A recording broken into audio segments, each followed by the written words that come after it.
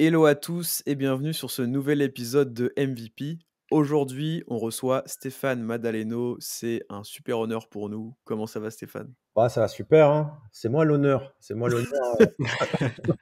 Je vous vois de partout, et puis bah, je vois les personnes, les SEO calés que vous avez déjà interviewés, et bah, c'est un honneur de m'avoir invité, d'être aussi présent. Donc, je vais essayer d'arriver au niveau. Ah bah, on se fait pas trop de soucis. Je pense que ça va être un épisode sympa. Antoine, est-ce que tu es hypé par l'épisode? Ouais, très hypé, très hypé. Je vais te poser plein de questions aussi, on va pouvoir rebondir, sur plein de choses. Ouais. Moi, j'avoue que je pense que tu es le profil qu'on a reçu sur MVP le plus, technique, SaaS et cetera. Et du Ouais. coup, moi, tu vois, je me demande comment construire un Alloscan, comment construire un SEMrush, comment construire ces monstres, en fait. Et Ouais. du coup, à mon avis, il y a vraiment des sujets qui vont être, super intéressants qu'on va pouvoir aborder ensemble. Pas de souci, avec plaisir. Je peux décrypter tout ça et expliquer un peu plus en détail. Ouais, ça va être très cool. Moi, il faut savoir que j'ai noté toutes les questions qui me venaient en tête. Bon, il y a des questions, il y a même une question un peu philosophique que je t'ai teasée juste avant. Mais vraiment, je trouve que tu as un profil intéressant et j'ai envie de savoir ce qu'il y a derrière, etc. Quelles sont tes motivations, comment tu gères tes business. Enfin, ça va être très intéressant. Avant d'aller dans le vif du sujet, je vais rappeler rapidement les performances du podcast. Donc, 1620 abonnés sur YouTube. Merci à toutes les personnes qui s'abonnent. Merci à toutes les personnes qui prennent toujours le temps de commenter. On répond à tous les commentaires. Donc, si vous avez des questions, SEO, c'est l'occasion. Sur Spotify, 97 notes 5 étoiles. On est à 3 notes du coup des 100, des 100 avis. Donc merci à toutes les personnes qui prennent le temps d'évaluer l'émission. Donc c'est les 3 petits points tout en haut. Et merci aussi aux personnes qui prennent le temps de laisser un commentaire sur Spotify, parce que je le rappelle, vous pouvez le faire. Je vais rappeler les sponsors aussi du podcast. Donc merci à eux de Switch, hébergeur web français, SAV au top. Vous pouvez plugger plusieurs noms de domaine par hébergement pour un même coût mensuel. Vous avez un lien qui se trouve en description. Merci à Tot SEO, assistant sémantique, donc pour la partie plutôt on-page, sémantique et intention de recherche. Vous pouvez gagner pas mal de temps grâce à cette solution. Vous avez aussi un lien qui se trouve en description. Et merci à Linkuma qui nous suivent depuis maintenant pas mal de mois. Si vous voulez choper des backlinks pour pas trop cher, déléguer vos campagnes aux personnes qui travaillent là-bas, avoir un pré-audit SEO gratuit, n'hésitez pas. Vous avez aussi un lien qui se trouve en description. On va commencer du coup l'interview, le podcast, avec la question suivante, classique. En gros, est-ce que tu peux te présenter et nous refaire ton parcours en 2 minutes dans les grandes lignes pour les personnes qui ne savent pas quitter? Pas de souci. Alors, comment je suis rentré dans le SEO? À la base, c'est parti. À la base, j'avais besoin d'argent de poche, donc j'ai trouvé une petite niche qui était la pose de puce et le hack de consoles de jeux et la réparation également de consoles à l'époque de fin de la PS2, la Xbox, où tu pouvais la transformer en media center. C'est un vrai PC quand tu le débridais, etc. Et j'avais commencé à faire les inscriptions dans les annuaires. Et il y avait un forum qui s'appelait Xavbox et qui nous disait ben, créez vos fiches. On avait des fiches qui s'appelaient poseurs de puces et inscrivez-vous dans les annuaires. Et à l'époque, ben, on a juste fait des inscriptions dans les annuaires. Et ben, quand on tapait pose de puce Nice, réparation console Nice, et ben, j'étais placé premier. Et comme c'était un marché qui était un peu borderline, au niveau de la loi, tu savais pas trop. C'est-à-dire que tu avais le droit de créer des jeux gravés, mais ce qu'ils appelaient ça des copies de sauvegarde. C'est-à-dire que tu pouvais créer une copie à condition que tu aies l'original. Par exemple, si ton fils rayait le jeu, tu crées des copies, mais il fallait que tu aies en dur le CD. Même Ok. une fois, moi, j'avais même un contrôle où les gendarmes étaient passés. À la base, il m'avait fait une blague, mais c'est le gendarme qui le faisait pour sa console.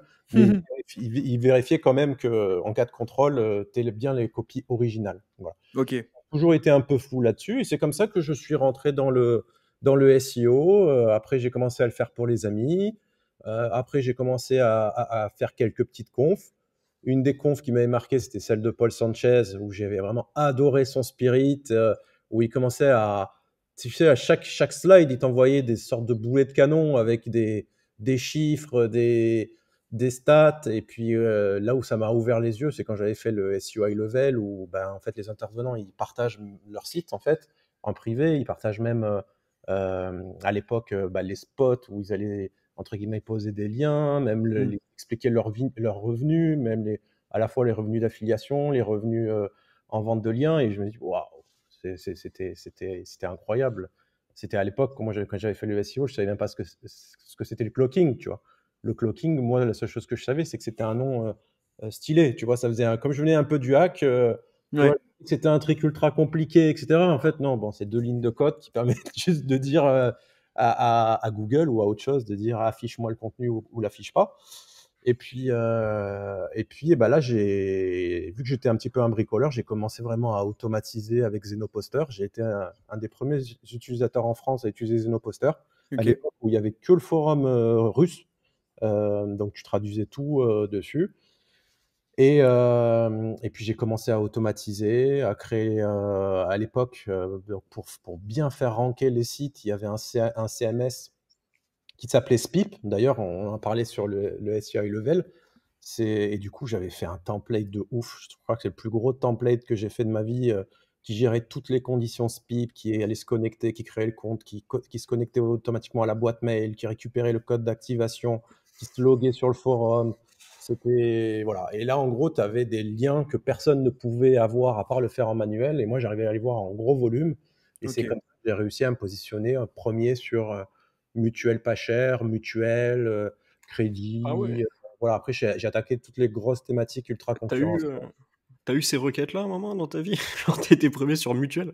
Ouais, c'est ça, ouais. Premier C'est sur impressionnant. mutuelle. Mais ça maintenant, aujourd'hui, avec tous les process d'affi, etc., ça représente des J'aimerais bien millions. le refaire un jour, mais je pense que c'était Avant c'était pas trop, ça faisait autant de business qu'aujourd'hui, bah, quand une j'ai requête comme commencé, Mutuel.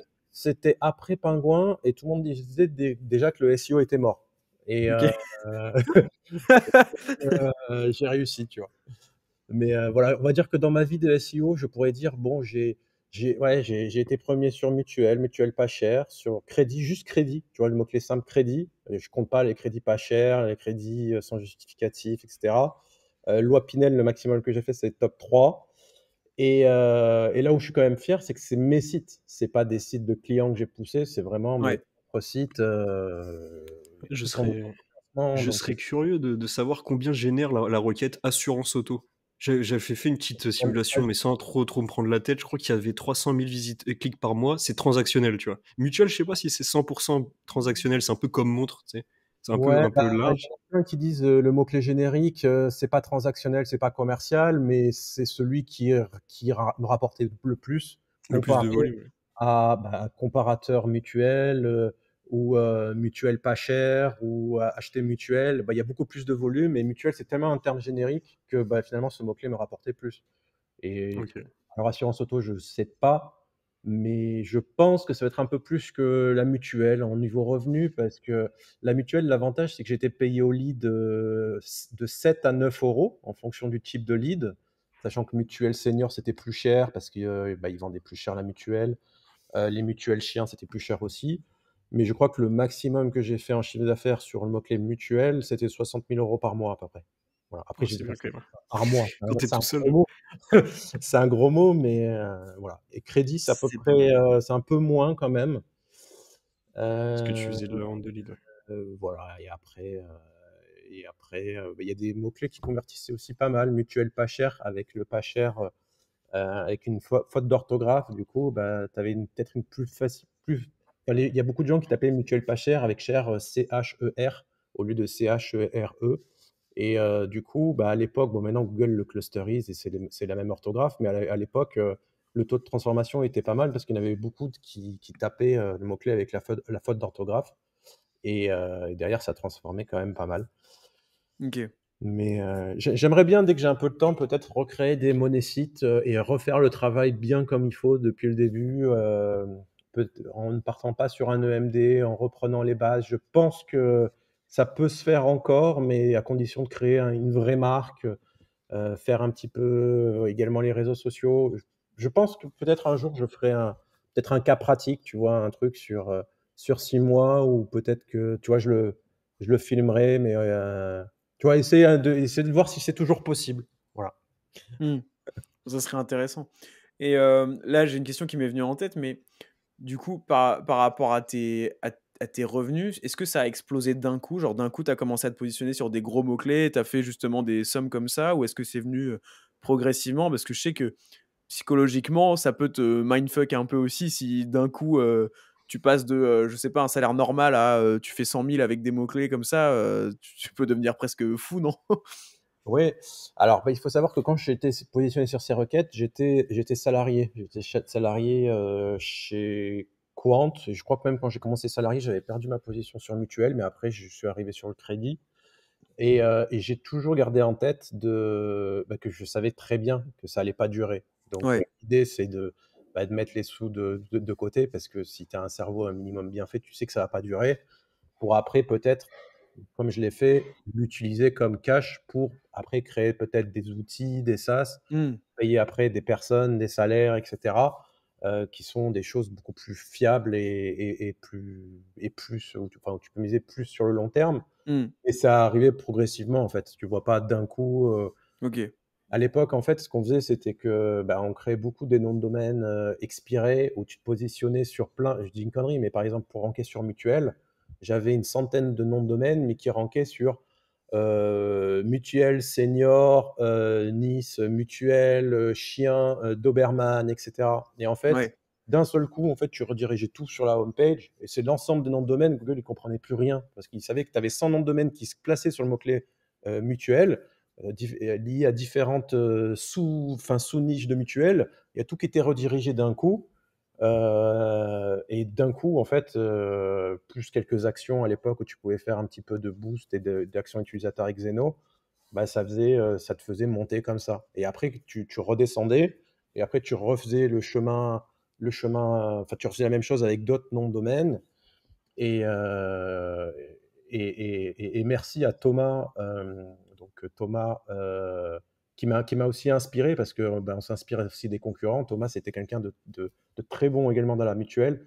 Thomas Oli, alors j'ai du mal à dire son nom de famille, mais c'est quelqu'un qui est très très très bon là-dessus, et qui faisait beaucoup ce genre de technique. Et c'est comme ça que j'ai commencé un peu à m'inspirer. Après, bon, je suis parti également sur mon chemin en faisant d'autres techniques, mais c'est lui qui a, voilà, c'est en espionnant ses concurrents que tu comprends. Et à l'époque, tu voyais pas, parce que lui, pareil, quand tu faisais les redirections, il est cloqué. Ça veut dire que tu voyais pas, tu pouvais pas voir sur les outils comme SEMrush, Ahref, qui faisait la redirection. Et c'est OK. pour ça que d'ailleurs, à l'époque, j'avais fait tous les logiciels de suivi de position. Et quand j'avais tapé logiciel suivi de position, en 7 ou 8e page, j'avais trouvé le site Monitorank de Fabien. Et à l'époque, OK. il n'était pas du tout connu. Et du coup, moi, j'arrive, je vais lui parler. Je lui dis: ouais, salut, voilà, moi je m'appelle Stéphane Madaleno, je fais du SEO, ton outil, j'en ai absolument besoin, et je pense que tu peux te développer. Et en fait, on a fait comme ça l'échange, et aujourd'hui, il est connu par tout le monde, mais c'est un petit peu moi qui l'ai mis dans le truc. Et son point fort, c'était qu'en fait, tu avais une vue de la SERP, comme ça, Mmh. et tu pouvais zoomer sur le top 100. Et moi, je voyais quand ce Thomas ou même d'autres concurrents arrivaient d'un seul coup et popaient d'un seul coup, je voyais que quelques jours avant, dans le top 100, il y avait 30 ou allez, 20, 10 ou certains sites qui disparaissaient. Et à l'époque, tu avais la commande info. Et quand je faisais la commande info que je voyais sur Monitorant, les sites qui avaient disparu, je voyais qu'ils renvoyaient tous en 301 sur le site qui a popé d'un coup. Et c'est comme ça que OK, j'ai d'accord. Et euh, donc tu as découvert un peu la technique comme ça? la technique, exactement. Et après, bon, il avait expliqué un petit peu la méthode également en formation. Et voilà, mais à l'époque, en gros, on faisait des liens, on faisait des spips, on faisait des redirections. Et puis voilà. Sachant qu'à la OK. base, cette thématique, j'y suis venu parce que c'est un client qui il voulait être formé à Zenoposter. Je l'ai formé parce qu'à l'époque, je faisais des formations. Il m'a dit: bon, c'est très bien tout ce que tu me montres, mais je vais être honnête avec toi, je ne pourrai jamais faire tout ce que tu fais. Donc, je te propose un deal. J'ai déjà un site qui fait un peu de trafic, et je te propose de faire les revenus à 50-50. Et j'ai dit: je trouvais ça honnête parce qu'il faisait déjà des revenus. Donc, c'est quelqu'un, tu vois, qui a pris le risque, etc. Mmh. Son site a explosé. Après, bon, il est descendu un petit peu, mais après, on en a remonté un autre, le comparateur mutuel. Après, on a remonté un autre, le radar mutuel. Et puis, c'est vraiment une super personne. Et c'est comme ça que je suis rentré dans les thématiques ultra concurrentielles. Voilà. OK. J'ai une question à te poser, très Ouais. rapide, à mon avis, ça va pas mais tu sais, est-ce que les 100 domaines, tu les achetais ou tu arrivais à les avoir gratuits pendant un an? Non, Tu les achetais? on les achetait. On les a Ah ouais, achetés. c'est un sacré budget quand même, hein, 100 fois 10, parce qu'en moyenne c'est 10 € à peu près un domaine. Oui, et puis après, des fois, ça passait à Oh, l'époque, 200, en fait, ça va, on les excuse-moi. achetait sur 4X. C'était Tristan Colombet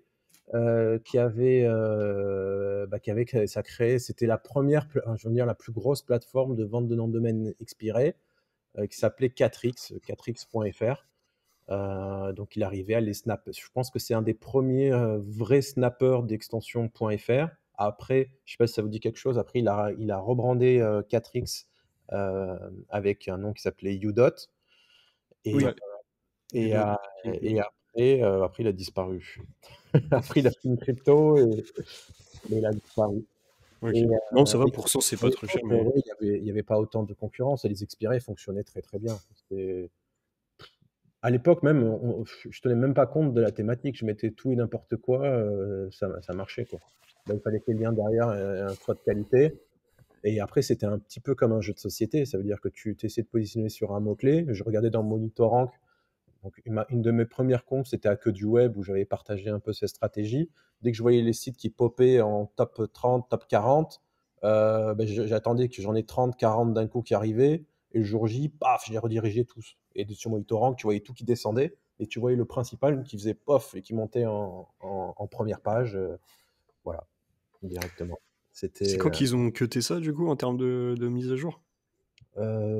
C'est que dès qu'ils ont commencé à sortir les algos, RankBrain, tout ce qui est lié à l'IA, Ok. voilà, je ne sais pas exactement la date encore. Je pense que ça a duré jusqu'en 2014, quelque chose comme ça, à peu près. D'ailleurs, j'ai fait un petit peu les mêmes techniques aussi pour les concours SEO. Et puis après, bon, ça marchait moins bien quand même. Voilà. Voilà. Bon, ça, je pense que ça peut remarcher, mais pas aussi bien qu'avant. Maintenant, il le détecte plus facilement. Et puis même des fois maintenant, pour relancer un expiré, tu as le filtre 4 pages qui peut arriver. Voilà, je pense que c'est beaucoup moins facile. Mais Hmm. j'aimerais bien, voilà, dès que j'ai un peu de temps, retenter ces thématiques-là. En créant un vrai site, un vrai beau site, que je puisse donner un exemple avec vraiment les cas pratiques, tu vois. Étape 1, tu crées le design, tu crées la structure, tu recherches les mots-clés. Avec les outils qu'on a maintenant pour la rédaction de texte IA, Alloscan, et tous les outils qui nous servent aujourd'hui, à la fois pour les clients, à la fois pour mes sites. Mais j'aimerais bien aller taper, tu vois, le process de zéro Hmm. pour retaper une grosse thématique comme ça. Ok. Je pense que c'est possible, mais il faut que tu ajoutes en même temps du social et que tu aies vraiment un vrai site. Hmm. Bah, de toute façon, oui, c'est le retour qu'on a en général des éditeurs. C'est un peu la nouvelle méta, quoi. Vraie marque, ou en tout cas, se faire passer pour une vraie marque. Réseaux sociaux, branding, recherche marque, comportement utilisateur, signaux, que tout soit ouvert, quoi. Si Et on regarde un peu toutes tes activités, parce que tu fais plusieurs choses, ouais, est-ce que tu peux nous résumer les marques que tu possèdes? Donc, tu as une agence, tu as des SaaS aussi. Est-ce que tu peux nous faire un gros ouais, résumé? bah, c'est un petit peu la suite de l'histoire. Donc du coup, en parallèle, du coup, j'ai commencé à créer mon réseau. Je le vendais en privé, surtout. Donc c'est vrai que j'ai jamais eu mes sites en public sur des plateformes de vente de liens. Et encore aujourd'hui, on a plusieurs milliers de sites. Il n'y en a pas un seul qui est sur une plateforme de vente de liens. J'ai toujours eu peur et j'ai toujours voulu le garder en privé pour donner un maximum de jus. Et j'ai fait la rencontre de trois super associés à Monaco. Donc moi, je vis à Nice, mais j'ai une société également à Monaco et j'en ai trois également à Nice, mais je vais expliquer un peu plus comment, je vais expliquer un petit peu après comment c'est ficelé et comment ça s'articule. Mais voilà, j'ai commencé à leur vendre des liens, on a eu un super feeling, ils ont eu des super résultats grâce aux liens que je leur faisais de mon réseau. Et ben, un jour, à table, on a fait un repas et il m'a proposé, enfin, c'était Sandro, donc l'équipe, m'a proposé une idée. Il m'a dit, bah, ça te dit de créer une structure à Monaco, parce qu'ils étaient déjà à Monaco. Le but, c'est de créer une franchise SEO. Ça veut dire, on va utiliser tes sites, on va utiliser tes process d'automatisation et finalement, vu que moi, je suis tout processé, le synonyme d'un process, c'est le fonctionnement d'une franchise et basé sur des process. Tu vas à McDo, ils ont des process pour tout, pour nettoyer le four, pour faire les frites, pour tout faire, même pour faire nettoyer les toilettes. Et du coup, ben, on s'est dit, voilà, on va créer la franchise. Et aujourd'hui, voilà, on a à peu près un peu plus de 1000 clients. On a 30 agences en France franchisées dans les principales villes de France. Et le siège est à Monaco. Voilà. Tous les franchisés au niveau du fonctionnement, parce que j'ai vu que c'était une des questions qui était sur Twitter, comment ça fonctionne. En gros, c'est des personnes donc il y a un droit d'entrée de 4000 euros. Ils sont formés, donc ils ont une formation de référencement avancée, sachant qu'ils doivent venir quand même, ils doivent connaître le web, ils doivent venir, enfin, ils doivent savoir ce que c'est le SEO, etc. Et ils nous reversent environ 30% de leur chiffre d'affaires. Mais nous, on s'occupe de toute la partie technique, les contenus, les optimisations on-site, les outils qui sont fournis, les créations de backlinks. Voilà. Eux, en gros, voilà, les conseils, les accompagnements. Chaque mois, faire les réunions avec les clients pour savoir ce qui est monté, ce qui n'est pas monté, et voir quand s'il veut adapter son forfait pour aller taper d'autres mots-clés.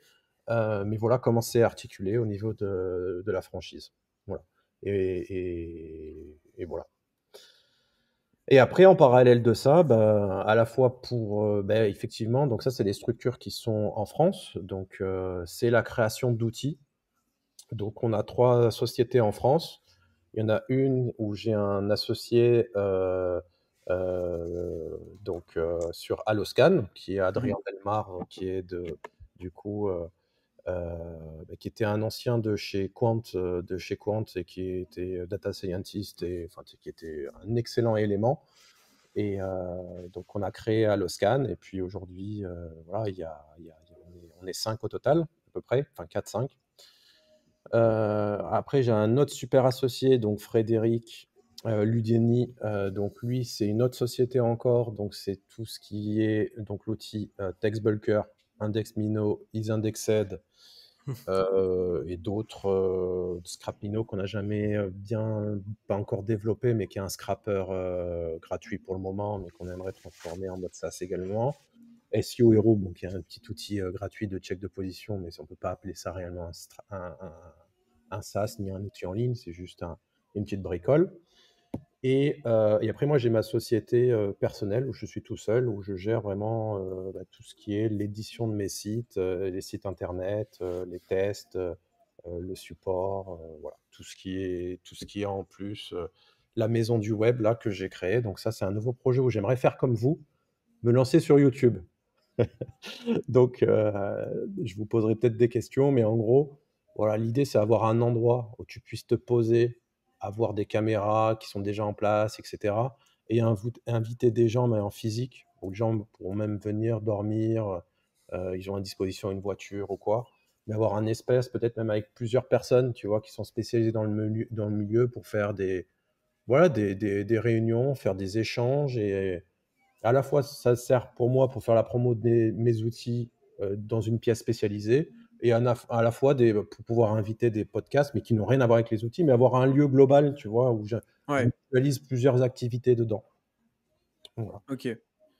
Et puis peut-être même inviter des clients pour faire des interviews, parce que je me dis que, tu vois, pour garder peut-être le taux de rétention, on pourrait inviter les clients qui ont des super résultats pour leur expliquer un petit peu le travail qu'on leur a mis en place. Du coup, c'est des choses qu'ils pourront partager également à leurs clients, qui leur ajoutent une plus-value. Et puis voilà, après, il y a pas mal de choses qui se développent sur TikTok, sur YouTube, et peut-être qu'avec l'IA, tu vois, on peut peut-être générer des vidéos. La dernière fois, j'ai halluciné, je ne sais pas si vous l'avez vu passer, il y a une TikTokeuse là qui se filme, elle gagne 12,7 millions d'euros en faisant le test d'un produit en 1 minute. Genre, elle est sur une table, tu vois, elle filme, elle fait un truc comme ça, ça c'est un sèche-cheveux, ça c'est un truc machin, tu vois, et à chaque fois qu'elle fait le truc, tu as le lien de la boutique qui fait la promo. Et Ah ouais. ouais. Tapez chinoise streameuse 12,7 millions d'euros, tu verras le genre de contenu. Mais voilà, je me dis tu vois, il y a pas mal de vidéos qui font des tests de produits, qui sont rémunérés peut-être vers les marques, etc. Ce qui compte, c'est d'avoir le lieu. Donc, je pourrais très bien, bon, c'est pas l'objectif parce que j'ai pas le temps, mais on sait jamais ce qui peut arriver, s'il y a une crise ou quoi. C'est peut-être des petites activités que tu peux ajouter à ton business sur le web, parce que de plus en plus, je pense que le SEO va se développer vers vers les contenus vidéo. Voilà. Ok. Ouais, super intéressant. Et du coup, là, je me demande, entre tous tes projets, qu'est-ce qui te prend le plus de temps dans ta journée? Enfin, peut-être ça dépend des journées aussi, ou dans ta semaine, dans ton mois au global. Franchement, je commence une journée, je sais jamais ce que je vais faire. Je pense alors moi, j'ai pris pour habitude le soir, avant de me coucher, d'essayer de programmer ce que je vais faire le lendemain parce que, du coup, bah, tu arrives le matin, tu sais à peu près bah, si tu es plus actif si tu veux, si tu sais ce que tu vas faire. Sauf Ouais, que tu as toujours des imprévus, un serveur qui répond pas, enfin qui a des soucis de scrap, les gens ils essaient de scraper, heu un client qui peut avoir un souci sur une API ou sur un outil, une nouvelle fonctionnalité. Voilà, on va dire que aujourd'hui, ce qui me prend le plus de temps, c'est quand même la franchise, parce que j'ai également je m'occupe de toute la partie technique. Il y a quand même beaucoup de clients, etc. ouais, Mais j'essaie de diviser mon temps équitablement en fonction des structures. Voilà. ok. Histoire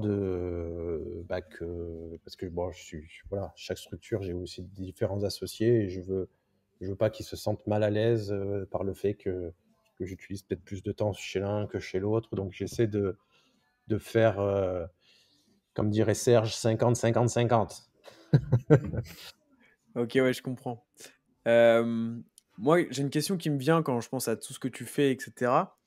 C'est que comme tu fais beaucoup de choses, je me dis, est-ce que tu as un objectif précis dans la vie à travers tous ces projets-là? Est-ce que tu as un objectif long terme, que ce soit en termes de chiffre d'affaires, en termes de, je sais pas, de revente de marque, en termes de, en gros, comment est-ce que tu te vois à long terme et quels sont tes objectifs là-dessus, même vraiment de vie de manière générale, pas que business, hein, ça peut être vivre ce style de vie. Alors moi, mon objectif, moi déjà, c'est le plaisir de travailler, tu vois. Mhm. Après, c'est la mentalité aussi un peu entrepreneur. Tu vois, quand tu travailles en entreprise ou quand j'ai bossé en entreprise, alors c'était très bien parce que déjà de un, pour moi, ça a été indispensable déjà pour faire ton premier crédit, c'est toujours plus simple. Ouais, Moi, s'il y a des gens qui veulent se lancer, je leur recommande voilà, de commencer salarié et peut-être de faire comme moi en essayant le soir ou entre midi et deux, tu vois, de se mettre dans le mal. Des fois, j'aime bien souffrir, tu vois, des fois, te mettre, tu vois, tu es à fond dans un truc, tu veux te lancer, tu travailles des fois jusqu'à 1 ou 2 heures de matin sans arrêt avec la musique à fond. Euh, J'aime bien de temps en temps avoir des périodes comme ça où tu te mets dans le mal. Et une fois que tu commences à faire tes trucs, après, tu peux te mettre à ton compte et en plus, tu peux profiter, entre guillemets, du, euh, du chômage. On a cette chance en France. Mais ouais, et du coup, quand j'ai bossé, c'est vrai que, bah, tu vois, t'es pas autonome, tu as des idées, mais il y a personne. Enfin, c'est une structure, t'es pas maître, les gens te suivent pas, ou alors il suffit qu'il y ait une personne dans l'entreprise qui te dise non pour que le projet tombe à l'eau, tu vois. ouais, Alors qu'un entrepreneur, c'est totalement l'inverse. Ça veut dire que c'est une fois que tu as un non, c'est que tu te prends que des noms et une fois que tu as un oui, tu vois, quand tu fais par exemple des levées de fonds, alors moi j'ai jamais fait, mais dès que tu as quelqu'un souvent te dit, quand tu es entrepreneur, tu te dis tout le temps non, non, non, non, non, non, dès que tu as un oui, tu avances, tu vois. Et dans le monde de l'entreprise, c'est l'inverse. Dès que tu as un non, bah, il n'y a plus personne qui fait rien, alors que bah, il y a un non, mais juste avant, il y a eu plein, plein de oui. Et c'est pour ouais, ça que bah, c'est un peu la mentalité d'entrepreneur de pouvoir voler de tes propres ailes et essayer de créer. Et moi, ce qui m'anime, c'est aussi de créer des choses et de voir que le travail que tu fais rend service aux gens et surtout avec les gens avec qui tu travailles, qu'ils soient contents et que, entre guillemets, t'améliores leur vie, tu vois.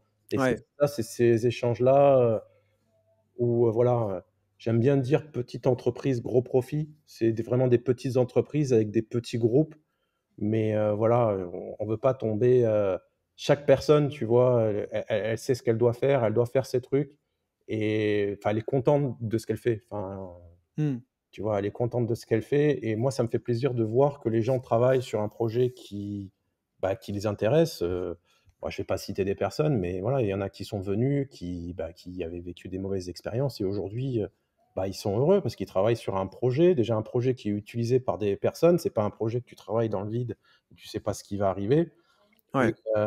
et moi, c'est ça qui m'anime, voilà, c'est ça, c'est ce truc-là de créer des choses, de développer des choses et d'avancer comme ça en groupe avec plusieurs personnes dans le même sens. Ok. Après, je n'ai vraiment pas d'objectif de vie. Voilà, l'idée, c'est plutôt de sécuriser la famille, voilà, d'essayer de ne pas mettre tous ses œufs dans le même panier, de faire un petit peu d'édition, des SaaS, de la prestation client, de l'immobilier, des actions, et que tu puisses, entre guillemets, prévoir le futur, que s'il y a un produit ou s'il y a une catastrophe qui arrive, que tu ne te retrouves pas du jour au lendemain sans rien, quoi. Et, Ok. et après, voilà, j'avance comme ça, mais sans objectif précis. Il y a Non, pas mais c'est ouais, bah, en fait, avec Antoine, on a plutôt cette vision-là aussi, que ça soit pour MVP ou même de manière, générale. Et ouais, donc si je retiens, c'est kiffer le chemin, kiffer bosser et faire le bien autour de toi et que ça soit famille, collègues, employés et cetera. c'est ça. C'est assez sain comme vision, je trouve. Trop cool. Hem, Bah, après, voilà, là, ce que je dis, ça peut être tout rose. Après, j'ai vécu des choses, même avec des personnes qui s'entendent pas, des fois, dans les équipes, et cetera, hein. ouais, j'imagine. Ça arrive à tout le monde, mais c'est vrai que j'ai quand même le focus d'avoir des petites entreprises essayer d'automatiser le plus possible et d'avoir le moins de personnel possible. Et tout ce qu'on a créé, on n'a jamais fait, j'ai la fierté de dire que, bah, on n'a jamais fait de levée de fonds. On a tout autofinancé. Alors peut-être qu'un jour je ferai une levée de fonds, je sais pas, mais c'est vrai que quand tu fais des levées de fonds, après, je pense que ta vision, c'est tu passes plus de temps à réfléchir comment tu vas faire d'autres levées de fonds et comment tu vas faire pour récolter de l'argent plutôt que de penser à ton produit et Et aux à optimiser, utilisateurs, tu vois? Et du coup, voilà, on avance peut-être doucement, peut-être plus doucement que s'il y avait une levée de fonds. Peut-être qu'on fera une levée de fonds un jour sur un produit, enfin, je sais pas. Mais aujourd'hui, je suis quand même fier d'avoir créé tout ça en autofinancement. mmh, Et si je peux donner un conseil à tout le monde, c'est voilà, j'ai dit mais c'est pas moi en fait. Ce qui compte, c'est trouver vraiment les associés, et c'est surtout grâce aux associés, où j'ai l'habitude de dire que c'est comme ta femme, quoi. Il faut que tu aies plus confiance en ton associé que ta femme, parce que, enfin voilà, c'est de son entreprise, et il faut que tu comprennes bien, il faut que tu sentes le spirit, et voilà, il faut que tu puisses bien t'entendre avec. C'est plus dur. C'est là où les gens ont des problèmes des fois, c'est souvent avec les associés. mmh, Et, et voilà.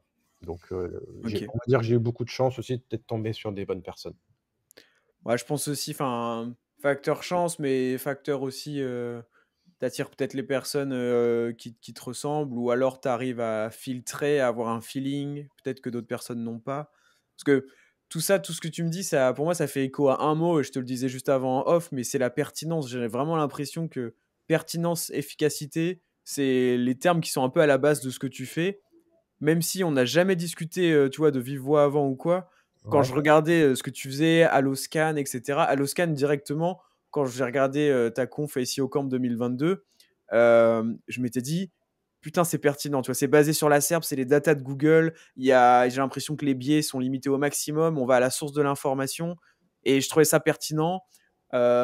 Text Bulker, pour le coup, j'ai pas encore essayé, mais tous les retours que j'ai eus, c'est pareil, c'est vraiment efficace, efficace, et cetera. Là où d'autres, outils, génération de texte IA, peuvent décevoir, j'ai l'impression que toi, il y a vraiment que des retours positifs et ouais, c'est et ouais, basé sur les data Google aussi. ouais, c'est ça. Mais bon, on en reparlera après de la pertinence parce que j'aurai une question dédiée à ça, mais j'ai vraiment l'impression que c'est au centre de ce que tu fais, peut-être même de ta personnalité à la base, hein. Tu nous as parlé même, bah, d'automatisation, gagner du temps, je pense que c'est pas toutes les personnes qui ont des projets comme ça, qui cherchent autant à optimiser, tu vois? À faire le maximum avec le moins de ressources, notamment humaines possible. Je pense que tout le monde n'a pas cette approche-là ou peut-être pas aussi développée. Donc bref, on en parlera juste après, mais moi je trouve ça super intéressant.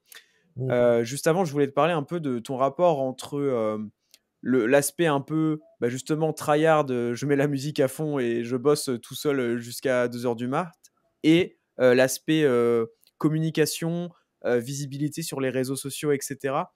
Donc bah, tu as été reçu sur plusieurs chaînes, tu as fait des vidéos, pour la chaîne, d'Alloscan, tu as fait des conférences et cetera. Mais pour autant, moi, je te vois pas comme un profil qui, communique énormément non plus. Je te vois plus comme quelqu'un qui fait ses trucs de son côté et qui communique, quand il faut.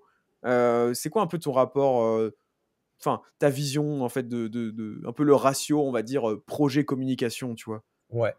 Bah, c'est justement, c'est marrant que tu parles de ça parce que c'est un peu mon problème, la vérité, c'est que c'est un peu mon problème. C'est que, bah, c'est vrai que j'aimerais plus créer, tu vois, des fonctionnalités, et cetera. Sauf que ces fonctionnalités, après, il faut les expliquer. Ouais. Et en fait, j'ai l'impression, enfin, pour le moment, il y a que moi. Après, je pourrais peut-être sous-traiter à quelqu'un, mais c'est vrai que je suis à l'aise à expliquer ces fonctionnalités et pourquoi je les ai faites. Parce que qu'est-ce qui fait la différence entre un SaaS qui marche et un SaaS qui marche pas? C'est qu'un SaaS qui marche pas, des fois, bah, tu dis, je vais créer un SaaS parce que c'est bien, c'est des revenus passifs, etc. Qu'est-ce que je vais pouvoir trouver? Mais c'est un truc que tu vas peut-être pas utiliser ou que tu fais ça peut-être Mmh. pour gagner de l'argent ou des revenus. Et nous, tous les SaaS qu'on a fait, on l'a fait par rapport à un besoin. Et je l'ai fait par rapport à mon besoin, soit mon besoin pour développer plus de choses, pour mes clients, etc. Et c'est ça. Et dans ma tête, je me dis, je le fais pour moi. Je sais que moi, j'en ai besoin. Je le fais en SaaS. Si ça sert à d'autres personnes, c'est bien. Si ça ne Ouais. sert pas, c'est pas grave. Je sais que j'aurai au moins un client, ce sera moi. Ouais, clairement, ouais. Parce que j'en ai besoin. Et donc, bon, normalement, bah, le travail que je fais, forcément, ça peut intéresser d'autres personnes, etc. Donc, c'est pour ça qu'entre guillemets, il marche. Et à chaque fois, bah, j'ai des retours, je fais des améliorations parce que moi, c'est des outils que j'utilise vraiment tous les jours. Mmh. Et aujourd'hui, effectivement, j'ai un problème, c'est que bah, je vois beaucoup de. Je sais que pour développer le marketing, on a l'habitude de dire, si tu veux que ton entreprise fonctionne, il faut que tu réserves 40% ou 30% de ton temps uniquement à la communication et au marketing. Et souvent, c'est les fondateurs qui font ça. Mais j'ai l'impression que si je fais ça, enfin, je sais pas comment ils font les autres. Tu vois, parce que tu n'arrives pas à bosser si tu. Enfin, le temps que ça prend. Alors, j'ai essayé de me mettre un petit peu sur LinkedIn, faire quelques trucs, mais ça prend un temps fou, tu vois, Ouais. répondre aux gens, etc. Et du coup, je ne sais pas si soit je réduis le temps de passer au développement, mais plus à la communication. J'ai Voilà, tu vois, je l'impression, ouais. suis un peu dans ce problème-là où tu sais pas trop, parce que même ceux qui sont super forts et qui ont beaucoup de visibilité là-dedans, tu te dis, putain, c'est fort. Ou alors, je pense qu'ils, comme mes journées, elles sont pas programmées, il y a beaucoup d'imprévus, je pense que ceux qui arrivent, même d'ailleurs comme vous, je pense que vous devez réserver ou devez avoir un programme où je dois faire X vidéos de telle heure à telle heure et après je réserve l'autre partie. Enfin, je sais pas comment vous faites en fait. Ça, c'est plus Paul que moi, mais Bah, en tout cas, là-dessus, si je peux rebondir, je crois que tu peux pas vraiment être hybride. Au bout d'un moment, Ouais, c'est soit tu es un communicant, soit tu es un tech, soit tu fais du SEO, soit tu fais du commerce, tu vois. ouais, Et c'est vrai que par contre, pour le coup, déléguer la communication, très compliqué. ouais, c'est Très compliqué. compliqué. Je pense que si t'as pas trop le choix pendant très longtemps de te mettre toi en avant, en Ouais, mode un peu personal branding, mais Paul nous en reparlera. Après, tu peux faire du vrai branding, du vrai gros branding, genre en mode tu communiques sur ta marque. Stéphane Madaleno, il n'existe plus, il est caché. Et ouais, en fait, il y a Alloscan, il y a tous tes outils en mode, mais ça coûte cher, quoi. Si tu veux vraiment faire du vrai branding, il faut un sacré budget. ouais. Bah, c'est pour ça que j'ai essayé de créer un petit peu la maison du web, avoir vraiment essayé de peut-être développer un petit peu ce truc un peu plus social et communication, mais toujours en apportant un aspect un peu plus, tu vois, tips en mélangeant des trucs. Enfin, je sais pas trop où je vais en fait. Mais voilà, je sais que je suis. Enfin voilà, on peut beaucoup mieux faire au niveau communication, UX, enfin explication. Mais des fois, tu te dis, putain, ça prend du temps, quoi. Il y en a, je sais pas comment ils font pour faire les deux. Parce que derrière, bah, après, tu as les personnes aussi qui te font des retours. Qu'est-ce qu'on fait? Est-ce qu'on fait ça, etc. Mais après, tu peux pas les laisser. Enfin, il faut qu'ils travaillent également de leur côté. Donc, il faut, tu vois, c'est pas facile à gérer. Donc, j'ai pas de, moi, j'ai pas de solution. Ouais. je pense que c'est une question de personnalité à la base déjà, ça c'est sûr. Moi, je sais que dès le départ, communiquer sur LinkedIn, c'était pas du tout un truc qui me rebutait, où j'avais très peu le syndrome de la page blanche. Je m'intéressais, je voyais naturellement au profil qui marchait bien, j'essayais de comprendre pourquoi il marche bien. Donc j'avais un vrai truc pour ça à la base. Et après, c'est pas mal d'organisation et d'habitude à tenir.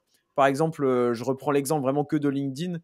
Mais tu vois, maintenant, ma manière de travailler la plus efficace pour moi, c'est de me prendre peut-être 30 minutes, 1 heure le week-end pour trouver les sujets en fait des posts que je vais rédiger pendant la semaine. Parce qu'après, switcher le cerveau d'une tâche purement SEO, genre audit technique, à OK, let's go, maintenant, il faut que je trouve une idée de post LinkedIn et que je le rédige, c'est très très dur. Ouais. Alors que quand tu te mets déjà en mode créatif, trouver 5 idées de posts qui peuvent marcher d'un coup, ça passe beaucoup mieux. Et après, le jour même, tu as un rappel. Moi, par exemple, j'ai l'accroche, l'idée de, pourquoi pas, de visuel si on a un. Et après, je déroule tout seul, mais au moins j'ai l'idée, je me prends pas la tête à ok, il faut que je trouve un truc qui marche. Parce que pour moi, si t'as pas le sujet d'avance, enfin par expérience, c'est le meilleur moyen de bâcler ça. Et enfin, je te dis tout ça si on part du principe que tu veux tenir un certain rythme de publication sur un réseau social, hein. Après, tu peux aussi te dire, bon, bah, je fais juste un post au feeling quand j'ai vraiment un truc super important à dire ou je sais que ça va marcher, etc. Mais pour tenir un rythme, même sur YouTube, c'est pareil, tu vois, le sujet de la vidéo, je le trouve souvent le week-end d'avant. Je prévois une idée de miniature à l'avance que juste j'écris, hein. Souvent, c'est écrit miniature, moi, tête choquée, plus, je sais pas, un truc, tu vois. Juste pour que quand j'arrive, je tourne la vidéo, juste mon cerveau presque est sur off, en fait, Ouais. d'un point de vue créativité, parce que ça a déjà été fait.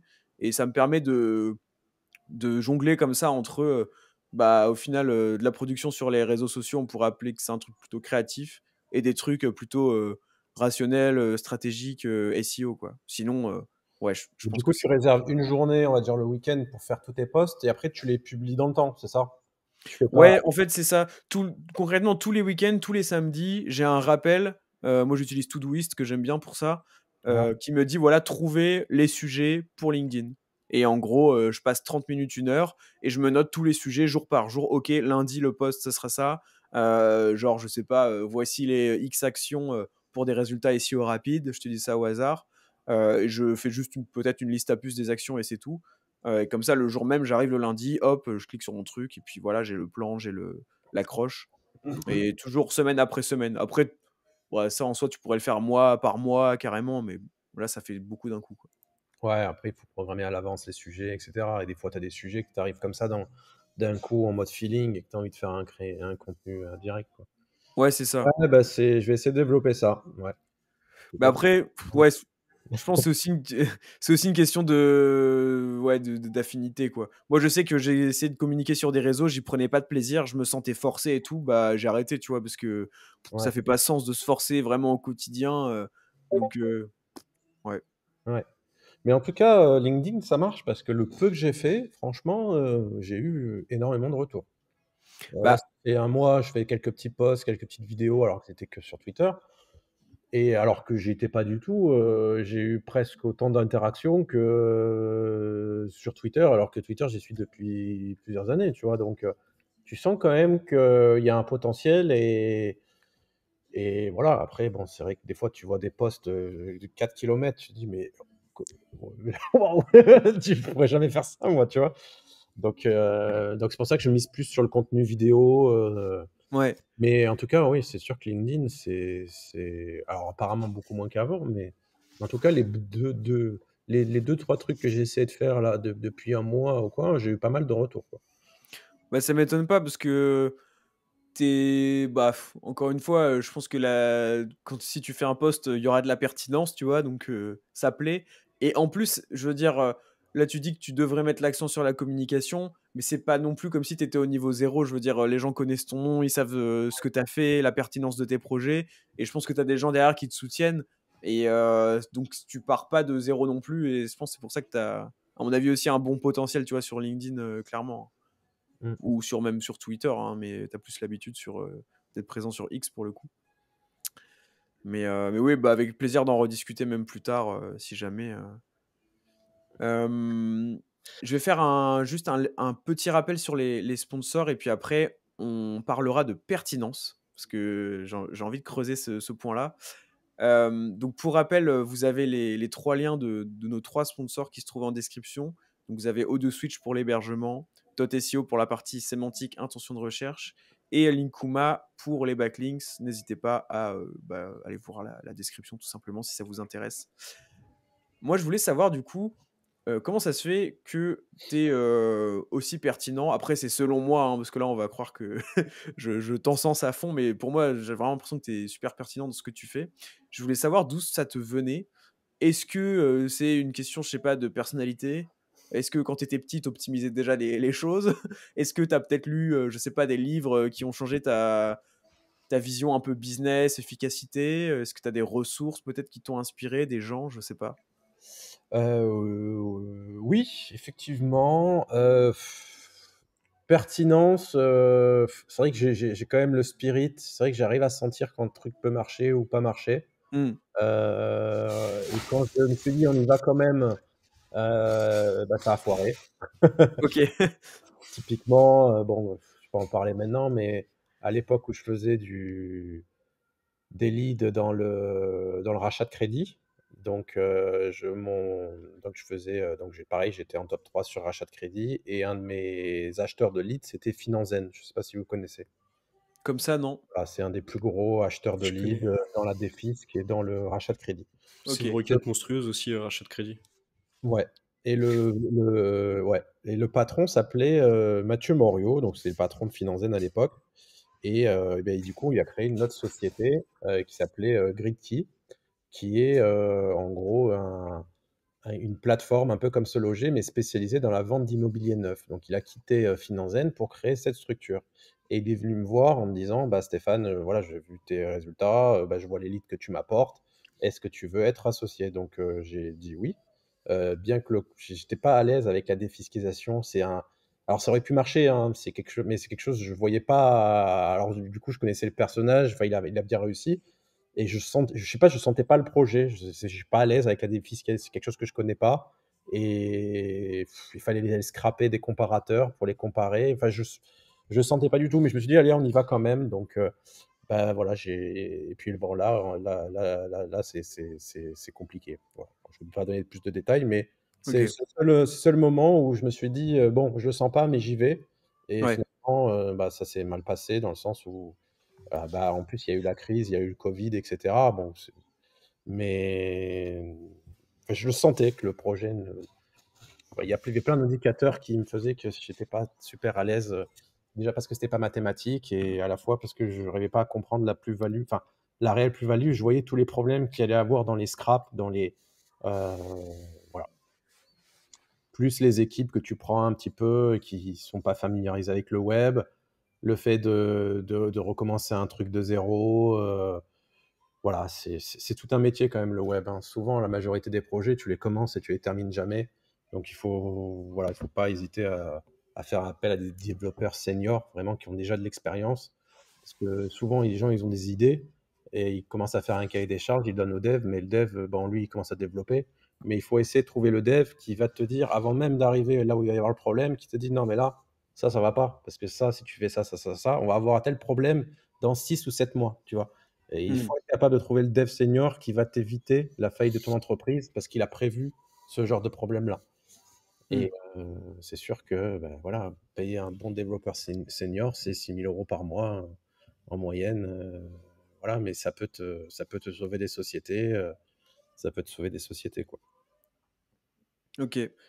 Et du coup, donc ça, c'était en gros, entre guillemets, «ta seule erreur en matière de pertinence», ou enfin, même pas parce que tu avais bien jugé, mais tu t'es «forcé» entre guillemets à aller à l'encontre de ton intuition et du coup, ça a donné ça? Et du coup, comment est-ce que tu expliques que, est-ce que tu sais un peu d'où ça te vient, ce feeling-là? Tu as dit précédemment, Mais «C'est vrai c'est que j'arrive bien à cerner quand il y a du potentiel, quand ça peut bien marcher». Bah, c'est que quand j'ai créé aussi les sites, bah, il y a eu pas mal de choses qui marchaient pas, et puis quand tu fais tout seul, bah, tu te rends compte qu'il y a des problématiques. Enfin, même quand tu automatises, c'est justement quand tu arrives à atteindre un certain volume d'automatisation avec beaucoup de tâches répétitives où tu rencontres des problèmes, des soucis. Et après, je sais pas, c'est tu comme ça et tu dupliques un peu cette mentalité avec d'autres trucs de la vie de tous les jours. Mmh. Où, tu as souvent, bah, j'échange avec des amis qui ont une super idée, qui te disent, qui pensent qu'ils vont révolutionner le monde. Mais tu sais, alors tu essaies de lui expliquer gentiment, mais tu lui dis que non, ça c'est pas aussi simple que ça. Ça paraît simple, il peut écouter des belles histoires sur le net, mais il y a toujours des problèmes, des choses qu'il peut ne pas prévoir. Et après au niveau livre, c'est vrai qu'il y en a un, bon alors ça fait un peu vieux jeu parce que c'est le livre que tout le monde sort. C'est vrai que quand j'avais lu La Semaine de 4 heures, Ouais. de Tim Ferriss, ça m'avait, assez marqué, et j'aimais beaucoup sa vision. Donc bon, même lui ne bosse pas 4 heures, hein, mais c'est pour dire que, voilà, il parle également des SaaS, des ce qui s'appelle des produits reproductibles à l'infini. Ça veut dire que tu crées, bah, une formation comme tu fais, un livre, un SaaS ou quoi, mais l'idée, c'est ce qu'il fait passer dans son livre, c'est de d'essayer de sous-traiter un maximum avec des gens compétents et de pas vendre ton temps. D'essayer de pas vendre ton temps. Alors bon, moi, je vends mon temps aussi de temps en temps, mais d'essayer le moins possible de vendre ton temps, sinon tu seras forcément limité par rapport à tes revenus. Et les produits reproductibles à l'infini, comme ils l'appellent, ou les petites muses, donc c'est ce que j'essaie de faire également avec les petits SaaS, des petites muses comme ça. Bah, c'est des choses où après, que tu aies un client ou 1000 clients, ça te coûte pas plus cher, et c'est des petites choses qui te demandent pas des grosses levées de fonds. C'est pas des gros projets qui peuvent durer sur des grosses années, à part Hmm. peut-être Alloscan ou See You Better. Mais sinon, essayer de faire des petites muses comme ça, des petits projets où tu peux faire des petits jackpots, peut-être de façon temporaire. Mais moi, je suis plus dans cette petite vision-là de livres. Après, voilà, ce qui m'a marqué aussi, c'est tous les livres de Jeffrey Fox. Je ne sais pas si ça vous dit quelque chose, sur l'entrepreneuriat. Je lis Il a pas pas mal beaucoup. de livres sur comment devenir, tu vois, les 70 lois de Fox. Après, comment être un bon manager, comment gérer son entreprise, comment ne pas tomber dans le piège que tout le monde pense. Genre, bah, le but d'une entreprise, que si tu veux te comparer à d'autres, c'est pas celui qui a le plus de salariés qui est le plus important. Au contraire, bah, tu vois, il te met tous des trucs. Ça peut paraître logique, mais c'est toutes des choses où il te donne des exemples bah, de sociétés même qui travaillent sur le web, qui sont pas mal connues aux États-Unis, avec pas mal de tips comme ça. Il y a aussi tous les livres de Seth Godin que j'aime beaucoup. Ouais. Euh, donc, croyez-moi, je vous mens, La Vache pourpre, j'ai oublié les noms, mais c'est vrai qu'il m'avait marqué. Et c'est tout un tas d'entrepreneurs comme ça qui te mettent un peu un spirit au niveau de l'entrepreneuriat. Jeffrey Fox, Seth Godin, La semaine de 4 heures. Qu'est-ce que j'ai d'autres ouais, voilà, après, voilà. Après, les autres auteurs, je ne les connais pas, mais j'ai eu aussi des trucs dans la persuasion, alors même si c'est pas vraiment mon fort, mais c'est tout des choses où, voilà, si tu veux développer ton entreprise, c'est tout des trucs, des thématiques que tu dois développer, la gestion d'entreprise, l'automatisation, la sous-traitance, euh, la gestion des priorités, la persuasion, le marketing. Ok. Voilà. Ouais. Ok, super intéressant. Je vais m'y plonger, moi, dans l'automatisation. Tu aurais un outil à conseiller entre. Je pense que les deux gros, alors tu me contrediras peut-être, c'est N8N et Make, avec Python, on va dire, pour les meilleurs développeurs. Toi, qu'est-ce que tu en penses un peu? Est-ce que tu as des outils à Alors, moi, pousser un peu j'ai pour ceux qui. toujours utilisé Zeno et je Ah, reste encore Zeno. sur Zeno, vraiment, parce que c'est le seul outil qui permet bah, T'as mis, d'automatiser ouais. n'importe quoi. C'est-à-dire que ces outils-là fonctionnent essentiellement sur la base d'API. Ça veut dire qu'il suffit que tu veuilles automatiser un outil qui n'a pas d'API ou qui est un peu borderline ou qui a des captchas où il faut que tu puisses casser les captchas ou des choses comme ça. Bah, ces outils, tu peux rien automatiser. Donc, c'est très bien pour automatiser des choses qui ont des API, qui ont des flux, des RSS, voilà, comment dire, des relais de communication, mais tout ce qui te rapporte une plus-value par rapport à la concurrence ou qui peut faire la différence. Bah, j'expliquais tout à l'heure quand on allait poser des liens dans les forums, dans les commentaires. C'est pareil que du Make ou du N8N que tu vas faire ça. Tu es obligé Ah, de parce que faire t'as un pas d'API. démo qui va. Comment? Je dis parce que t'as pas d'API normal. L'API. Ouais, donc, ok. euh, donc On s'y, voilà. on s'y- on s'y plonge tranquillement, donc je sens qu'on va bien se casser les dents, mais bon, c'est pas grave. Là, on partirait sur Make pour l'instant, mais je pense que je comprends très bien ce que tu dis, c'est qu'on va être plus Make et j'utilise limité.